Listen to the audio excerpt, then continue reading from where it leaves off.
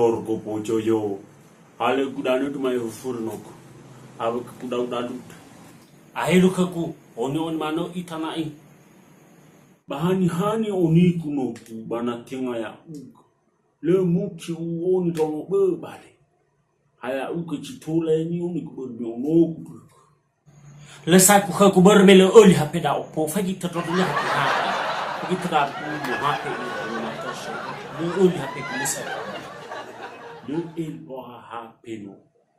adojo elwa ha baji shomi funa da adela manga ita na belo elwa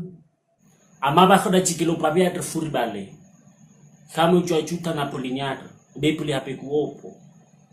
lo li hape da opo ne atre wa ala ida oba ni ko chopoyo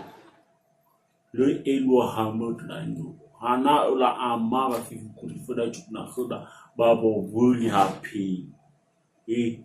simane ni wa ku khami mi amaba fi chukna khoda ya motre ba bi be puli happy ku na le ni happy ku na le ko mala uli happy ni ba jibo ya ba bi chok ni na